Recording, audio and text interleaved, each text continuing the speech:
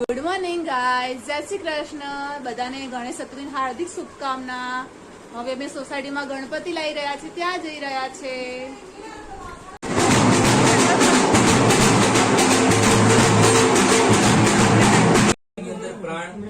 આવે કારણ કે આપણો ઓક્સિજન જે પ્રાણ છે ને એ દીવો છે.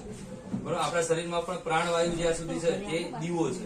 બરોબર, એ જે દિવસે જતો રહે એના પછી કોઈ આપણને નામથી બોલાવતું નથી. તરત બીજી સેકન્ડે લોકો શું કહે છે? બોડી. કરોડો રૂપિયાનું નામ કર્યું હોય પણ જેવો દીવો જાય એવું તરત આપણું શરીર શું થઈ જાય? બોડી. પછી કોઈ એમ કે ફલાણા ભાઈ લાવો ના. તો એવી રીતે મૂર્તિ ગણેશની છે. એ કારીગર ઘડતો હશે, બનાવતો હશે, ત્યારે એને પગ પણ મૂક્યો હશે ને ટીચ્યું પણ હશે તો એને પાપ લાગતું નથી, કારણ કે એનીમાં પ્રાણ નથી. અત્યારે આપણે અહીંયા આગળ મૂક્યા પછી અહીંયા આગળ દીપ નારાયણને પ્રજ્વલિત કરી હવે એની અંદર જે મંત્ર ફૂંકીશું એ પ્રાણવાયુ અંદર પૂર્યો કહેવાય, એટલે એ દેવ જાગૃત થાય. ઇતિ નામ પ્રતિષ્ઠા. અહીંયા આગળ આપણે કેટલા દિવસ રાખો છો? કોઈ 3 દિવસ, કોઈ 5 દિવસ, કોઈ 1.5 દિવસ અને કોઈ 11 દિવસ કે કોઈ 10 દિવસ, જેની જેવી ભાવ એ પ્રમાણે રાખે છે. તો એટલા દિવસ એ મૂર્તિની અંદર એ પ્રાણવાયુ પ્રતિષ્ઠિત થાય છે. બરોબર, તો દાદાને પ્રાર્થના કરવાની કે દાદા પ્રતિષ્ઠિત થજો અને આ જે જગ્યા છે એ જગ્યાની અંદર કોઈ પણ જાતનું વિઘ્ન હોય એ વિઘ્ન દૂર કરજો. પારસ્પરિક પરિવાર જેવો પ્રેમ રે, ભાવ રે, એવા પ્રભુ આશીર્વાદ આપજો.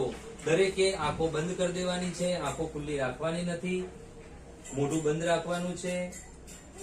મનની અંદર ગમ ગણપતિ નમઃ, ગમ ગણપતિ નમઃ, ગમ ગણપતિનું રટણ કરવાનું. કાણી આંખે કોઈએ જોવાનું નથી. ગજાનન ગણપતિ મહારાજ કી જય બોલાવડાવું એટલે જયકાર સાથે પહેલી નજર ક્યાં પડવી જોઈએ? દાદા ઉપર. બરોબર, એટલે ગણપતિ ઉપર પહેલી નજર આપણી થવી જોઈએ અને ગણપતિ દાદાને આપણે જોવાનો ભાવ કરવાનો છે. ઓમ ગજાનનંગો તગણાતિ સેવિતમ કપિત જંબો ફલચારુ ભક્ષણમ ઉમાસુતમ શોક વિનાશકારકમ નમામિ વિઘ્નેશ્વર પાદ પંકજમ. ઓમ સિદ્ધિ બુદ્ધિ સહિત મહાગણાધિપતે નમો નમઃ. પ્રાર્થના પૂર્વક નમસ્કારાન સમર્પયામિ. બોલ શ્રી ગજાનન ગણપતિ મહારાજ કી જય. સિદ્ધિ વિનાયક ભગવાન કી જય. સમોર્તમ શુભ લગ્નમ ક્ષેમં કલ્યાણમ આરોગ્યમ નિર્વિઘ્નેન શુભમ ભવતુ. આપણી જે ઘડી દાદીઓ હતી ને એને બિબલો કહેતી. શું કહેતી? શું કહેતી? બિબલો. અત્યારે બધા માર્કેટ ની અંદર આ 200 લખ્યા 200 રૂપિયાના રિદ્ધિ અને સિદ્ધિ.